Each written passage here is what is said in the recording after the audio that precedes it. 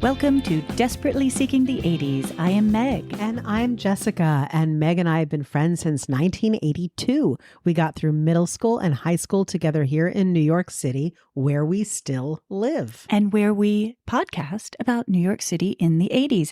I do Ripped from the Headlines. And I do pop culture. I would like to take note of the fact that we are so committed to this podcast that I basically had to swim here because there is a flash flood warning.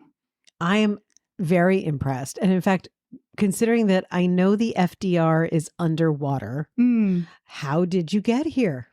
Good old subway. It was not flooded to the usual New York City point of, well, there are sheets of rain coming through the sidewalks onto the subway and only canoes are allowed. I think that's the case in Brooklyn, and I think that's the case on the West Side. Luckily, I'm on the East Side. But are there any shots of people like waist deep like they sometimes are in those horrible? Look, I did not look because I didn't want to know. I figured I would go down into the subway and it was either working or it wasn't. I like your avoidance tactics. Very good. But also dedication. Oh, dude, I'm in shock. I'm honored to be part of this duo that in fact we have recently been told for possibly not the first time that we are a very unlikely duo. We are the Felix Unger and Oscar Madison of the podcast airwaves. I'm going to guess that am I the Felix? I don't think you are. Oh, really? But I'm very tidy. You know, I don't wipe my hands on the curtains. So I'm an inner Oscar Madison, which might be worse. Actually, I think it's much worse for people to perceive that your soul and psyche are like covered in cigar ash and gum. Like maybe that's not so good. Well, I'll be the Bert to your Ernie.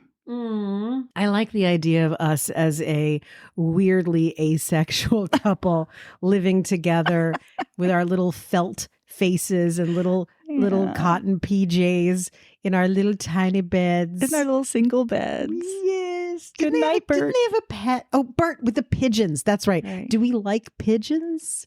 I'm okay with pigeons. I saw there was some comedian I saw on the YouTube recently, and I'm sure this is a really old bit, but it's a song about why don't we ever see baby pigeons? Oh, I've heard this. Yes. And apparently they're machines or something. I think they're machines. They're machines? Or the pigeons are machines, and that's why there are no baby pigeons. Oh, this is a conspiracy theory. It's a conspiracy theory. Oh, no. This was like an amusing and charming song like Tom Lehrer. Instead of like poisoning pigeons in the park, it was more like, why are there no baby pigeons in the park? But do you see baby anything else? It's true that I don't see baby sparrows. No. They stay in the nest. It's a very good point. Maybe we need to like do a public, I think I'm like, oh, we should do a public service announcement. That's what this is. It's called a podcast, you moron. Do some pigeon research. Yeah.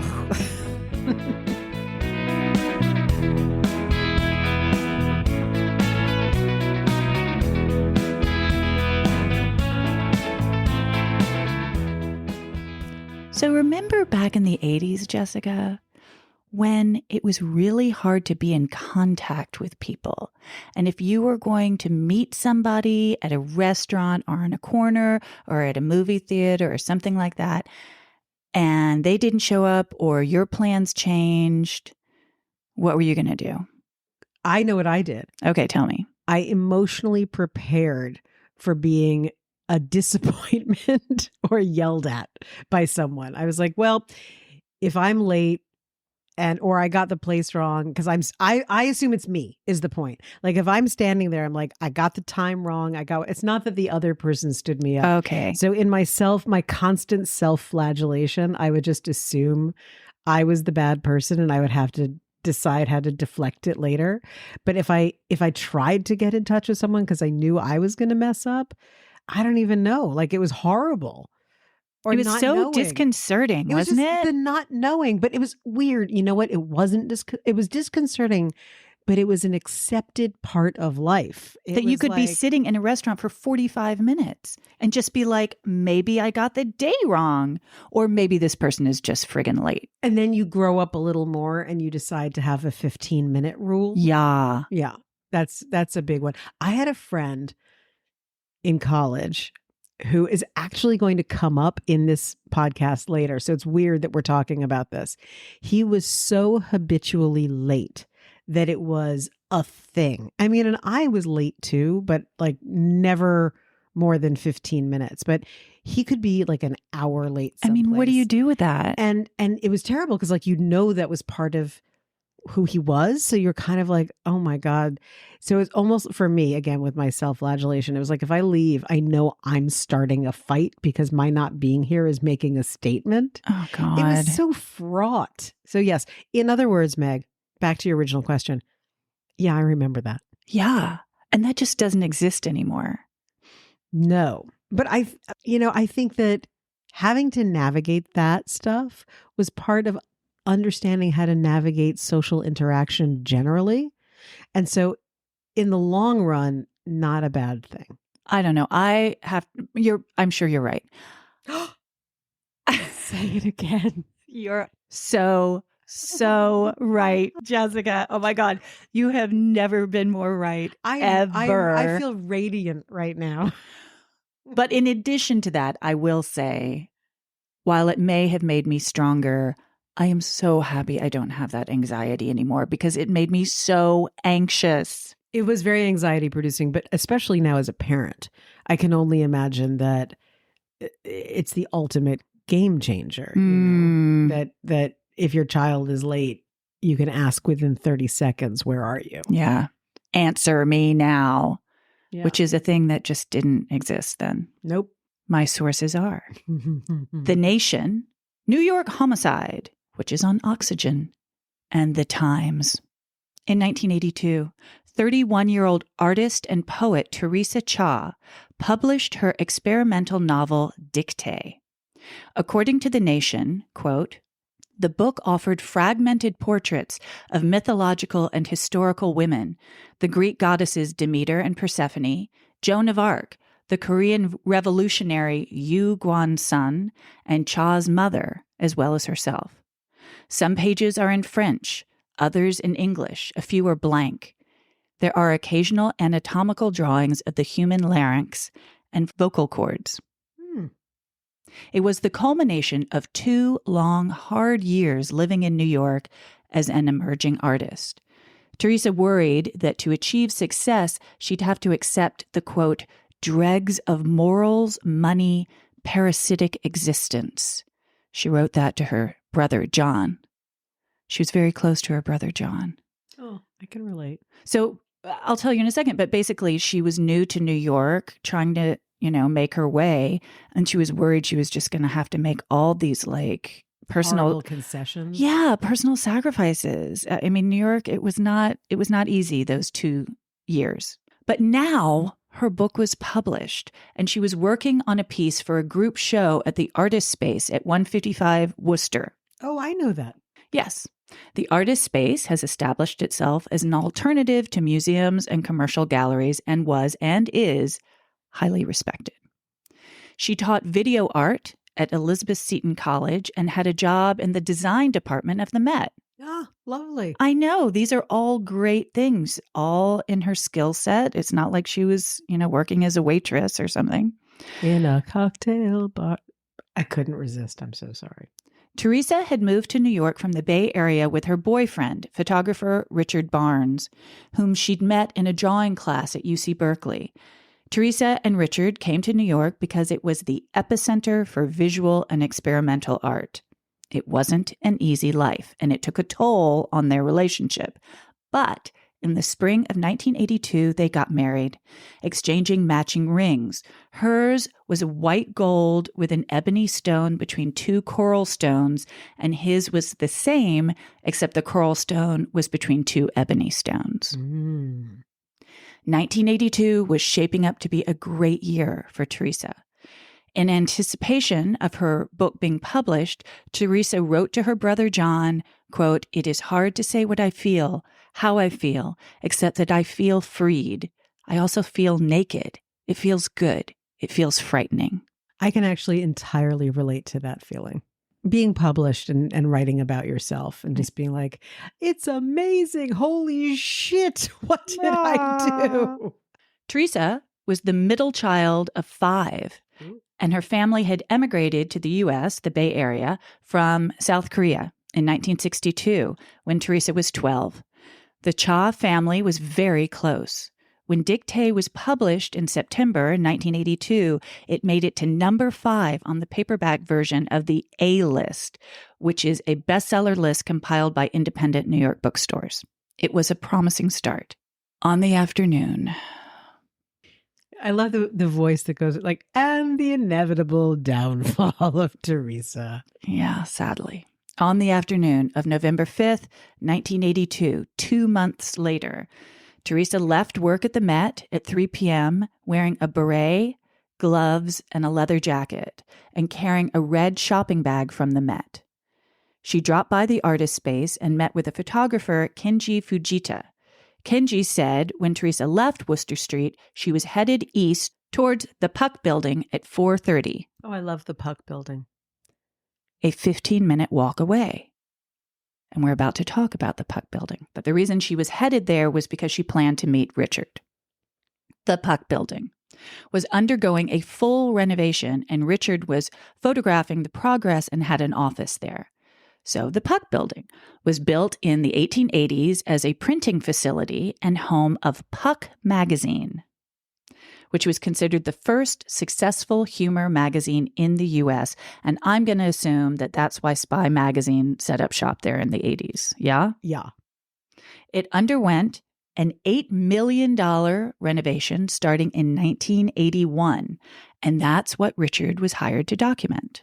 The plan was that Theresa would meet Richard in his office at 5 o'clock, and they were going to meet friends for dinner in the East Village. When she didn't show up, Richard assumed there had been a miscommunication and she was at the restaurant. When she didn't show up at the restaurant, he assumed she was at home. When he got home from dinner and she wasn't there, he figured something must have come up. He made a few calls, but no one had heard from her, so he met up with some friends for drinks. It wasn't until he got home after the bars closed and there was still no sign of Theresa that he started to panic. Richard went to the 5th Precinct on Elizabeth Street at 3:15 a.m. The police showed him a photo of a body discovered at 7:15 p.m.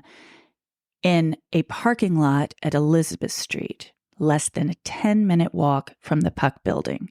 It was Theresa. She had been raped and strangled to death.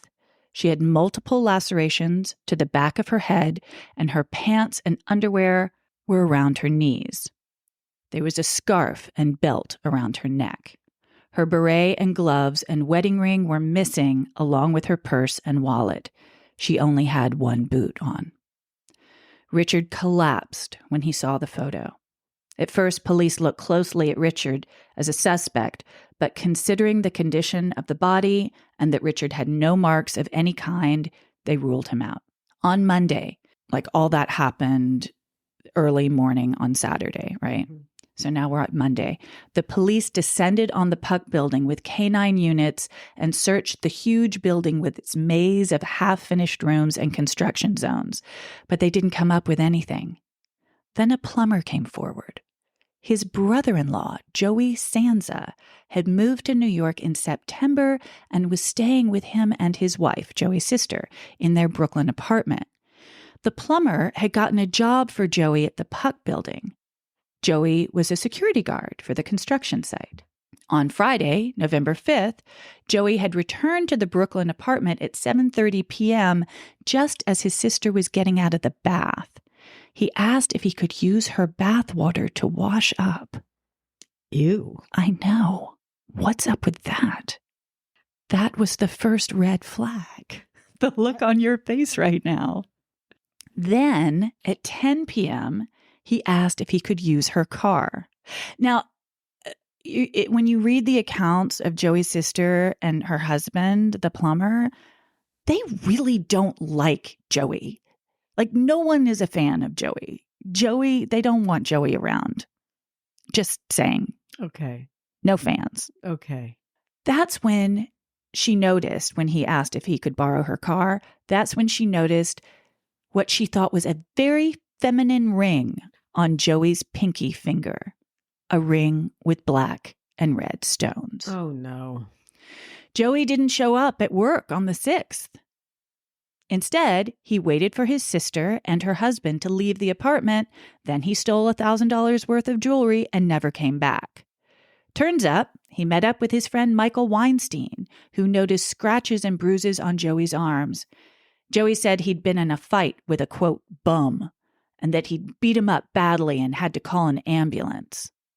Michael also noticed Joey was wearing a ring that made him look effeminate. That's a quote from Michael. That was the last anyone had heard from Joey.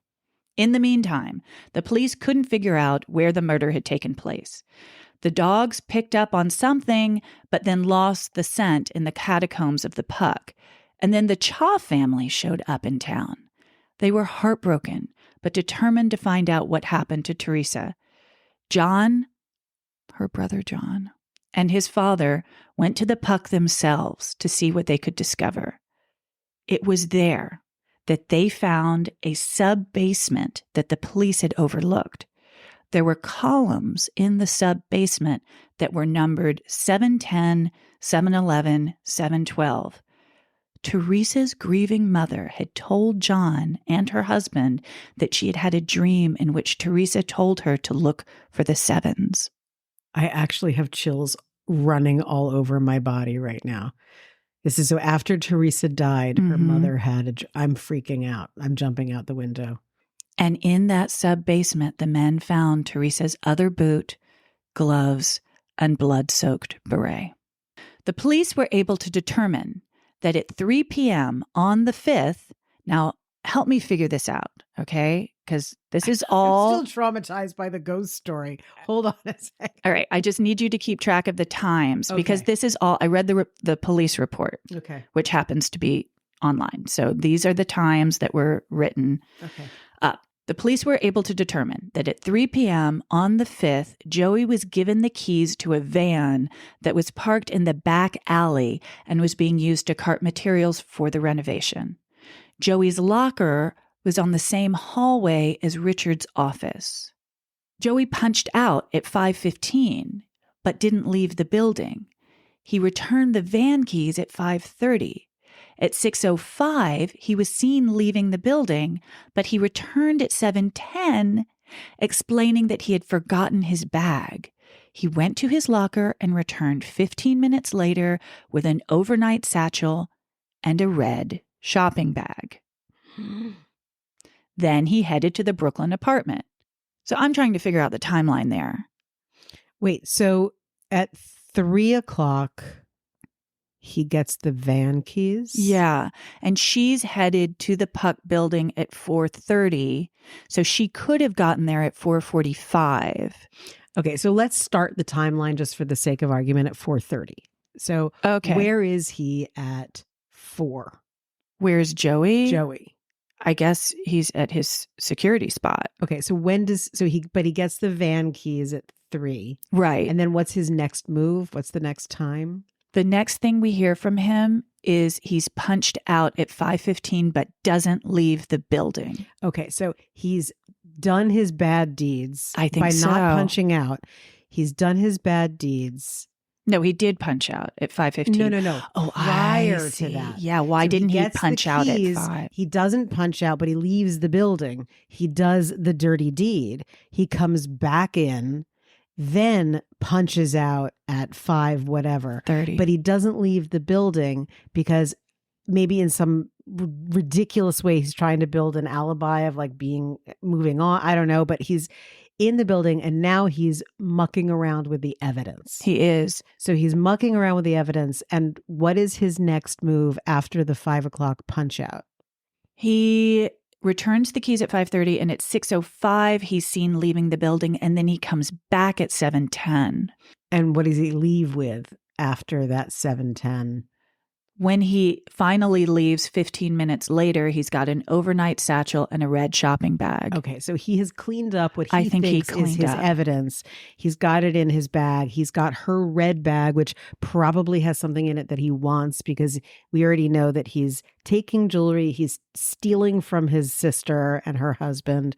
He's just in a frenzy of, getting whatever it is that he thinks he needs to amass, right? And then including bathwater. And then I mean, the crazy hoofs it. thing is, no matter how you slice it, this all went down so fast. And the parking lot is a 10-minute walk from, it's on Elizabeth Street, which is a 10-minute walk from the Puck building.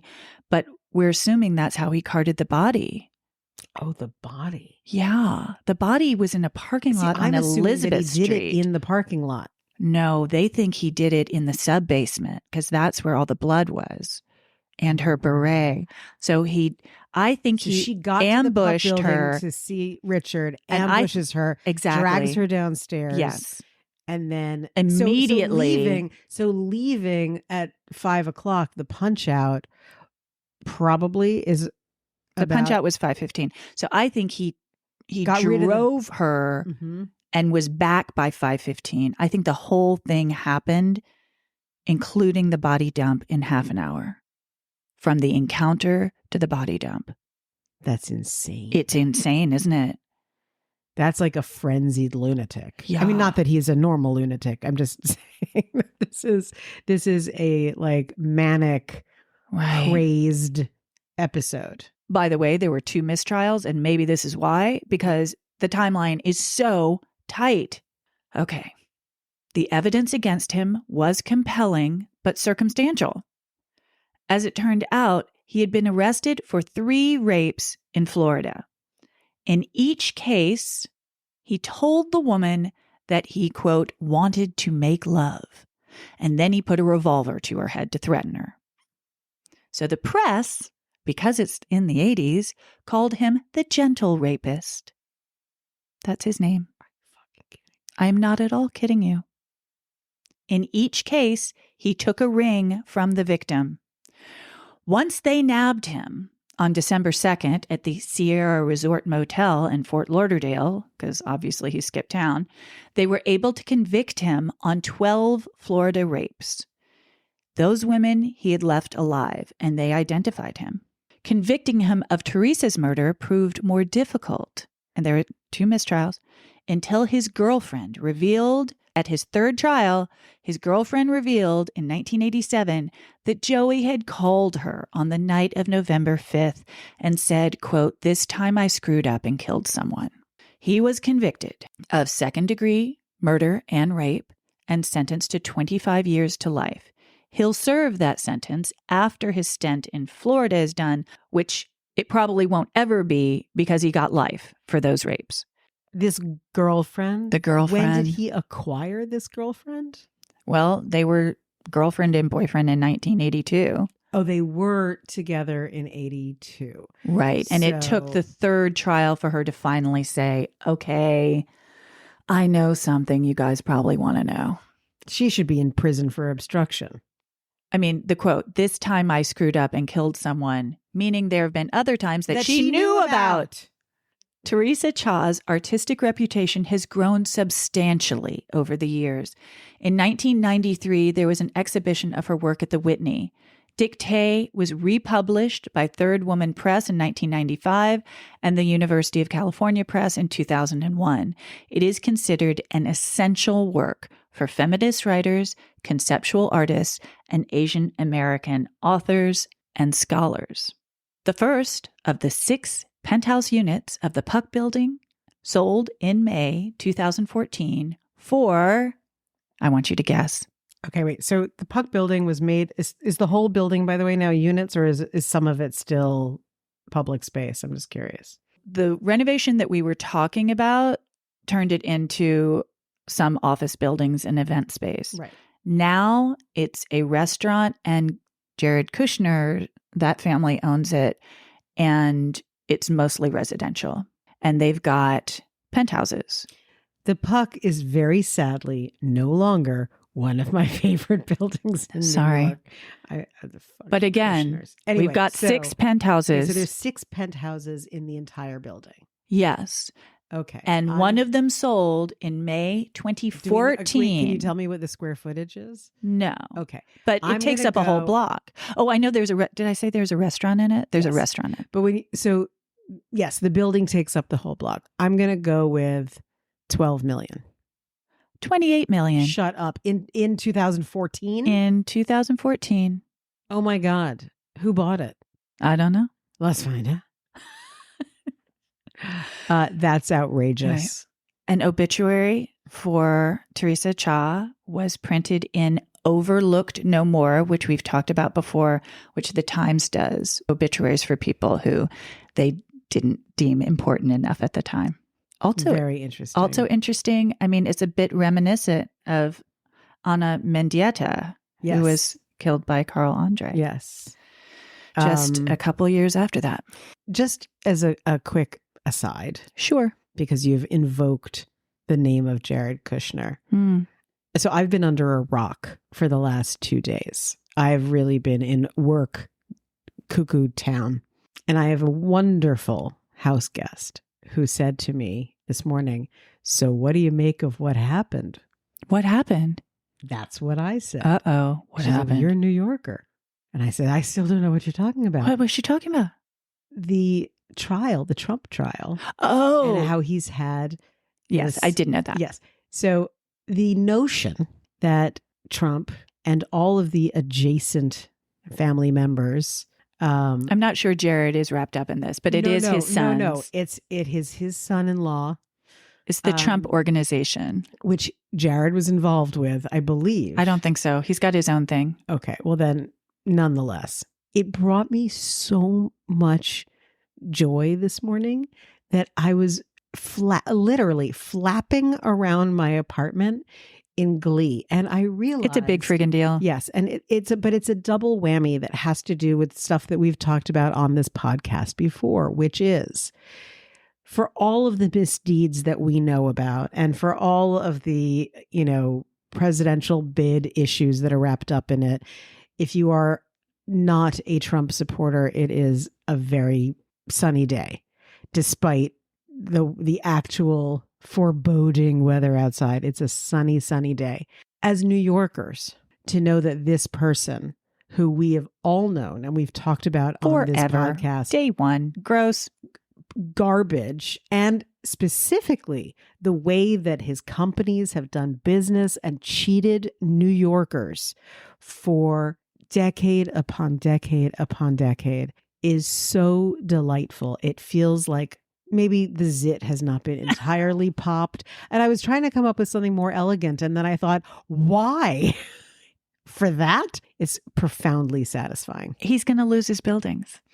He's going to lose his ability to do business. And his buildings. No, I understand. That's a big thing for him. It's his income. It's it. Beyond his income, it's his identity. Yes, you're right. It is his identity. Losing his business certificates is like snipping off his balls.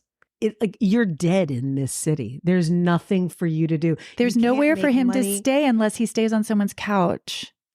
It's true. Well, maybe he could rent a hotel room or you could get a hotel room. I don't know. But I like the idea of couch surfing and in Red Hook.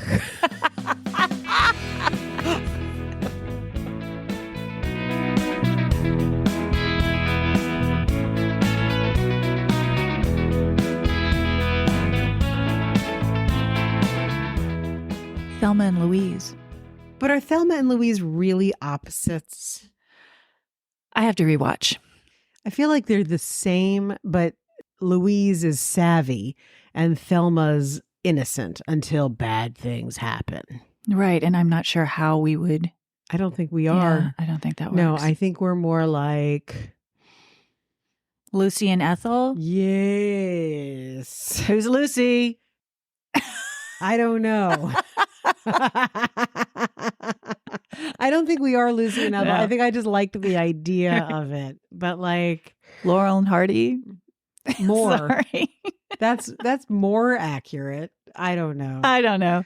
but that's funny. That is kind of Very funny. All right. So I have an engagement question. Okay, I'm ready. Did you ever see a movie that had a soundtrack of pop music that opened you up to a new genre of music, like really opened your eyes musically? I can't think of anything off the top of my head. I mean, I was going to say The Wall, but I didn't see it. So I can't say that. Are you kidding me with that answer? It's a movie I've heard of. Exactly. But I did not see it, nor have I listened to the album. So I know the right answer, but it's a fake answer. There's no right answer at all. It's mine is extraordinarily specific, but which I will talk about. But it's I don't know, open my mind up to a different kind of music. No, I can't say that. You know, like someone who saw Sid and Nancy might be like, punk? What's that punk you speak of? Right. I saw that movie. It did not open me up to punk.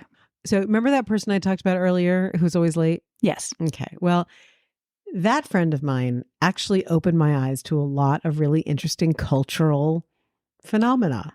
He actually gave me a copy of Proust when I graduated, and he would send me these really long letters. Remember how printers used to be, you know, with the long scroll of paper that you would have to perforation on the side. Yes. Yes. And he would write me a whole letter and then do it as a scroll inside a tube. You've actually, that way. Have I talked about that before? You've talked about that. So he was a delightful human being. What's his name or his pseudonym? Greg. Dude. Okay, Dude. Anyway, so he and I went to see Velvet Goldmine. Okay, which I have not seen. Oh my God, you have to see I know. it. So this is the 90s, okay? So my intro to my topic today, we're really going to cover the 70s, 80s, and 90s today, but the 80s are the central point. In the 90s, Velvet Goldmine came out, Todd Haynes' movie that was supposed to be about David Bowie, and then David Bowie said no, and so he made up his own character that was basically Bowie. And the opening scene of this movie is kids but you can see that it's platform shoes, kids running to a rock and roll event. They're running and they're in glam makeup, and it's the 70s. It's the early 70s, and they look amazing and they look ridiculous, and it's just so great. And the music going with it is Brian Eno from his first album after Roxy Music. Okay. And the song is Needle in the Camel's Eye. And the album is Here Come the Warm Jets. And I saw that scene and that music got me. I was like, I got to know about And you this. knew about Roxy Music before. Only from the 80s when we were in high school and some of the Roxy Music songs were hitting the top 40. Yeah. But I sort of had lumped them in with Ultravox and bands like that. It wasn't notable to me. And I saw this and I was like, what? This is everything. And then there were other songs in that movie that made me say, oh my God, glam is everything. I am a glam rock fan. This is it. And it wasn't until, I guess, when I got home that I learned about Brian Eno and I got really into him. Now, let's take a little flashback to the 70s, to the very, very late 70s. What was the movie, Meg, that every kid knew all of the lyrics to with John Travolta? Musical. Grease? Yes. Yes. So Grease. That was easy. Look, I'm giving you a layup. Thank you. You're right. Okay, I need soft questions today. And I had been a huge fan of Grease, the actual show. And I saw it with my mom, an original Broadway cast album. And I remember when the movie came out that I was sorely disappointed because there are a few songs that didn't really make it into the movie, except they were being played in the background by the band at the prom. Of course. Do you know who that band was? Of course. It's Sha-Na-Na. Yes, it was. Oh my God, my brain. Thank you, brain. Well done. So today is a bizarre mashup of Sha-Na-Na and Brian Eno. All right, I'm ready. Are you That's ready for this crazy. Those two musical worlds are in such separate parts of my brain and heart that I don't even know what to do. Correct. And there's no way that they should live together. And yet, as you know, I've become obsessed with New York Times Machine. Right. And I was just cruising around reading old newspapers because God forbid I read the current newspaper, as we've established earlier on this podcast. But I was cruising around and I saw that on March 13th, 1981, Robert Palmer, not the Robert Palmer, but a music columnist for the New York Times, All Robert right. Palmer, Interesting. wrote about Brian Eno in the jazz pop section of the Times, and what I guess it's the style section, but it's not designated as such, but it's the C section, where arts and the movie listings are. Mm-hmm. And that's half the page. And the other half of the page is about Sha Na Na. So I looked at this thing and there's a photo of Brian Eno surrounded by the bands that he's working with at the time, the Talking Heads, David Bowie, and Robert Fripp. And then on the other side is a photo of Bowzer, of Sha Na Na, wearing just the black muscle shirt. Yes. And glasses and singing, but not looking as Bowsery as he normally did. So I read both articles and I thought, what an amazing juxtaposition, because everything about Brian Eno was about the future and everything about Sha Na Na was about the past. That's so crazy. And I thought, and the 80s was such a fascinating time because it was a crossover into, electronica, the status quo of how you experienced music and pop culture and so many things was shifting. And we think about our generation, Gen X, as being the generation that straddled analog and digital. And we are right because of the internet. However, I think that it started even a little bit earlier. And we know from the 80s because of MTV and all of this stuff was really changing, even just the way that TV was used. Right. And you've mentioned before about how the 80s were also had this retro flair back to the 50s, conservatism, family values, whatever that's supposed to mean. Thank you, Reagan. Exactly. And at the same time, you had bands like the Talking Heads pushing the world forward very fast. So let's take a quick detour into Sha Na Na land. Should I tell you now that I have met Bowzer? Oh my God, I'm in heaven. Multiple times. Why? Because he was really good friends with the head of Alice and Billy's preschool, the Acorn School.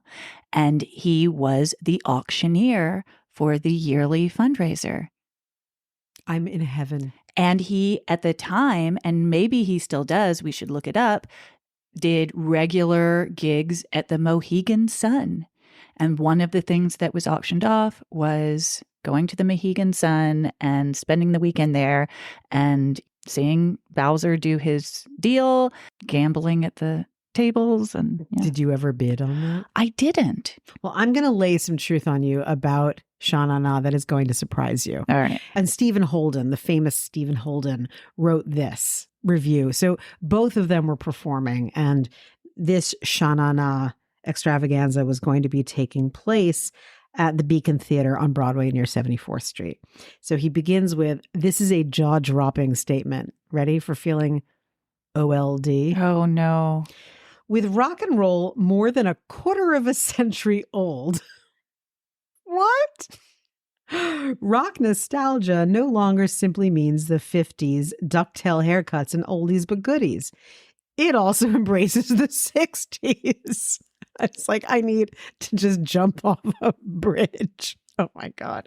Anyway, so they're talking about this, and at this thing at the Beacon, Sha Na Na is playing with John Sebastian from the 60s, from the Love and Spoonful. Oh, okay. Who wrote a lot of things, including the theme song to Welcome Back, Kotter. So he's legit, and Sha Na Na is, what do you call it, a tribute band? No, wrong again. Get ready. Okay. Sha Na Na started in 1969. Oh, wait, they played at Woodstock. They did. Yes. I know that. Yes. They played at Woodstock. Crazy. Sha-na-na. But weren't they trying to do something from the past? I'm going to tell you. Okay, You're going to sorry. love this. Sorry. They started out in 1969 and bizarrely made it to Woodstock the same year. But their whole persona was an act. You know how Yale University has the Whiff and Poofs? Yeah. And there are lots of other universities that have their like all male a cappella singing groups. Mm-hmm. So did Columbia. The Kingsmen. Sha-na-na was the all male a cappella group from Columbia University. Okay. That is where they began. But again, they were doing oldies. But wait, they did it. Yes, they Tell were. me. They were. But it wasn't a tribute band originally. They did dirty lyrics to make their friends laugh about 50s songs. Okay. And they did it as like a talent show act. They did it to amuse themselves. They participated on campus to a salute to the 50s called, are you ready? And this was in 1969, Grease Under the Stars. They were so entertaining that the William Morris Agency picked them up. All right. And the William Morris Agency is what got them to Woodstock. Fascinating. Yes. So in describing what they were, John Bauman, a.k.a. Bowzer, says, we're vaudevillians first and musicians second. Their records didn't really sell. They were a live act. They're a live act. That's what they did. And he said that only one of their 8 albums, which was a K-Tel package of a live show that they did, K-Tel. Amazing. For those who don't know, K-Tel was a music company that packaged singles onto compilation discs. They were and fantastic. 8 tracks. Exactly. And things like that should exist now. And there were advertisements for K-Tel on TV. It preceded Columbia House, I think, with the for a penny, but they were cheap. And they were also in the back of comic books. So they did that in 1969. In 1971, a little show was put together that then made it to off-Broadway or off-Broadway in 1972 called Grease. Okay. So it's just a coincidence that they happen to have already hooked into the idea of Grease. Yes, exactly. Being a retro 50s thing. And who knows? Who knows? The grease that you put in your hair, well, correct? Right, but who knows if anyone who did the musical knew about Grease Under the Stars. Coincidence? I think not. A few interesting little things about Grease that you also might not know is the original Danny Zuko, Treat Williams. Oh my God, I love Treat Williams. I know. R.I.P. Stop. All you have to do is say Treat Williams. Treat Oh my Williams. God, stop it, Jessica, stop it. And John Travolta, in the original Broadway cast, played Duty. Oh, good for him. Yes. On the original movie soundtrack, one side of the 4-side double album record is all of the songs from the original Broadway show that didn't make it into the film that are all performed by Sha-na-na. Oh, I know, because I had that album. As did I. So I know those songs just as well as I know the songs from the show.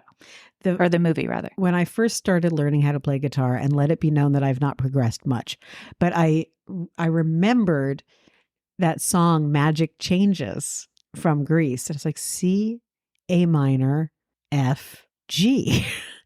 I'm going to learn that song. And I did. So yay, Grease. But Sha-na-na, vaudevillians, they kept on upping the ante with being theatrical.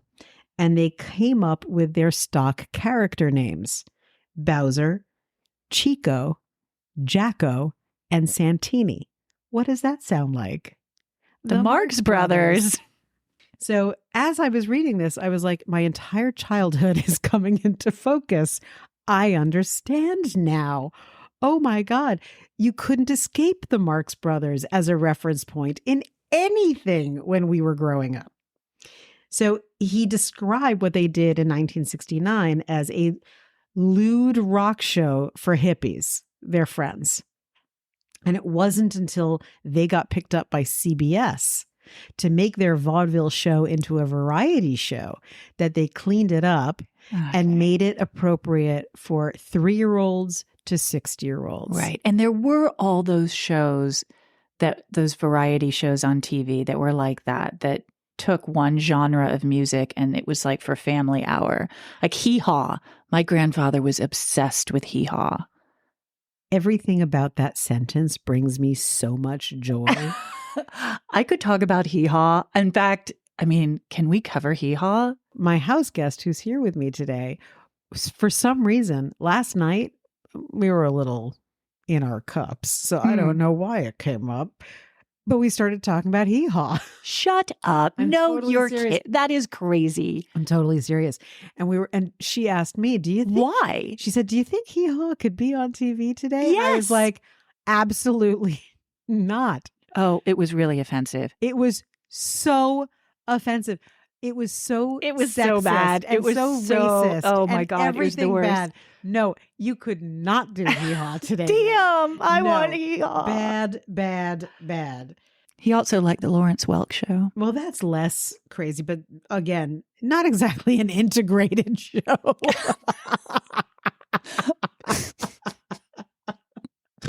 Oh my God. By the way, the one thing about Sha Na Na, you're saying, did they do any original music? Their pianist wrote Sandy Oh. for Grease for the Wow. for the movie. Yes. For Now I'm on this other thing. Sonny and Cher show. Sonny and Cher, Donnie and Marie, The Mandrell sisters. Mandrell sisters. Yes. Another thing that I was looking at with my friend who's staying with me, this is in the late 60s, but did you know that Ken Berry, who was in a lot of Disney movies and who wound up being Yes. the son on Mama's Family? Of course. He had a short-lived variety show, and his backup, quote, dancers, like, his comedy backup, Terry Garr and Steve Martin. Amazing. Isn't that amazing? Steve Martin danced? Okay. Like joked around. Sure. Like, whatever. We have to Tons of bring back the shows. variety show. Maybe that is what we're going to do as our, Side gig? yeah. Bring back the variety. Yeah. I know that we could do it on YouTube or whatever, but don't you wish that we could do a cable access variety show? Absolutely. That would be so amazing. In 1981, Bowzer, at the age of 33, and this also is sort of chilling to me, he says, I think we've acquired a certain flabby charm. As Bowzer, I'm a 33-year-old guy having the same kind of fun I was having at 17. It's eternal youth. Sha Na Na on The Muppet Show. Good night, sweetheart. Yeah, it's time to go. So that's one side of 1981. On the other side, we have the mad genius, the mad electronic wizard who doesn't know how to play any instruments and barely sings. Brian Eno? Yes. Brian Eno was born to be a producer because he was a knob twiddler. I didn't mean that to sound quite so lewd, but he is, and he was. Eno is God, says the graffiti spray painted on the walls of Greenwich Village and Soho.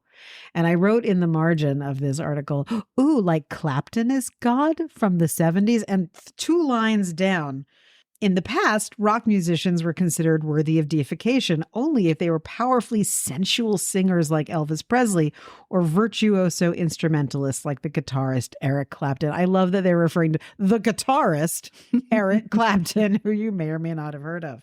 But Brian Eno sings only occasionally and self-consciously.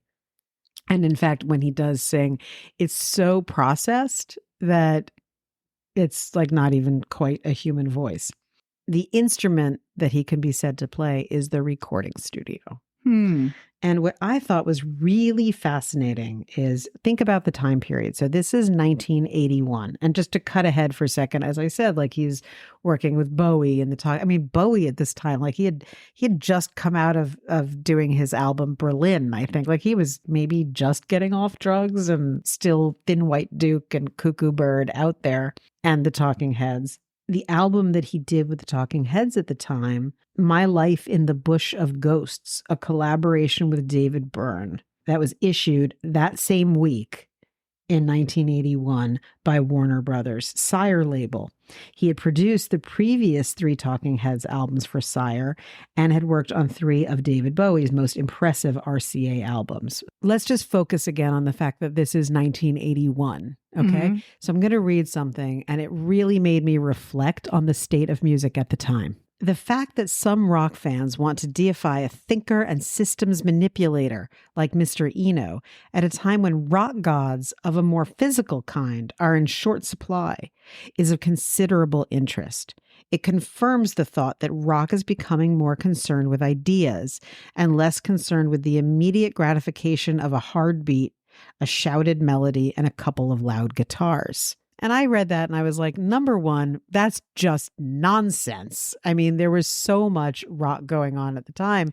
And it seemed really easy to just be like, oh, here's this really weird, balding, English, weedy guy who's sitting, literally he was sitting in an empty Soho loft with a cup of tea. Like, It couldn't have been more out of central casting. And then I realized something. Why would rock musicians be in short supply in 1981? What would support that? And I realized John Bonham died in 1980.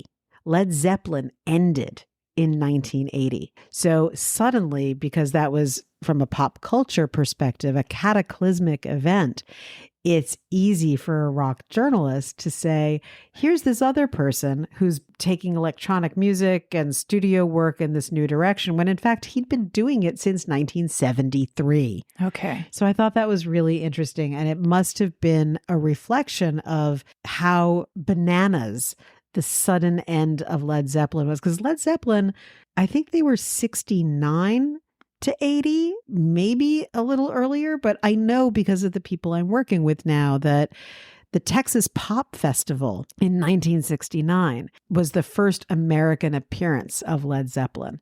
So they might have maybe a year or two earlier elsewhere, but they had not been around that long. And then suddenly they were gods. They ruled, and then goodbye. So 1981, Brian Eno. About Eno, it says, since he became the group's producer, the music of the Talking Heads has evolved from its beginnings as rock minimalism into a densely layered African-influenced brand of funk.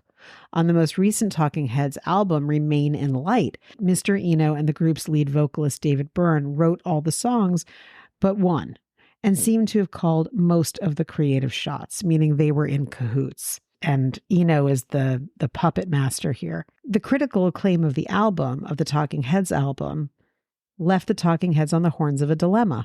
Mr. Eno's expansion of the group's musical horizons may result in its dissolution. Quote, we haven't talked about making another album, Mr. Eno said about his work with the Talking Heads, and I don't know what the state of the group is at the moment.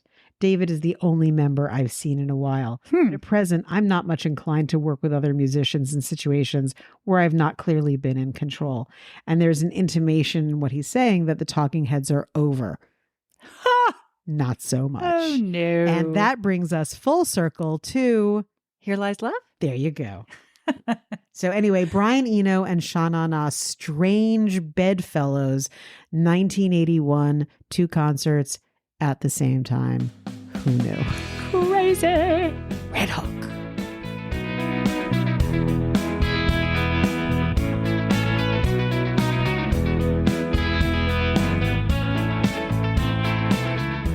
So for Joe's birthday a couple of years ago, I got tickets front row to American Utopia, David Byrne's show. It was so great. Oh my God, it was so good. And you can see it. I think it's on like Netflix or something. Really? Mm-hmm. Ooh. And I watched it again because it was so great in person. And it is almost as great on Netflix. Really? It's very well filmed. Oh, that is a fantastic recommendation. So love me some David Byrne. Yay. You know what? Here's another David Byrne little tidbit. Yes. Our dear friend Sasha, listener of the podcast, she was a teacher, and one of her little charges, little tiny kids, I hope if she's listening, she remembers this because it made me laugh so hard. There was a kid in her class who Sasha would report to me almost daily that this kid would come in a wig or like some weird outfit, and it was always of her own devising. But the wigs, she had like a wig wardrobe, and it was really like a thing. And this was David Byrne's kid. Oh, and I was like, I didn't even know David Byrne had a kid. Of course, she's wearing wigs and running around like, doing big shoulder pads. Yes, like doing performance art at the age of 3. Like, of course you are. Love it. So what's our crossover, do you think? What's our? I've got it. Okay. So Theresa was an artist who wound up being highly influential and changed feminist art. This is true. And in this article, Brian Eno, who is a master innovator, was also sort of being questioned, but he continued on. And not only did he change rock earlier, but he continued to really rewrite the script. Beautiful. Thank you. And Bowzer, Jessica. God bless him, just holding the torch, just keeping on, at the Mohegan Sun. At the Mohegan Sun with his absolute, again, like, how could I not love him now that I know how Marx Brothers they really were?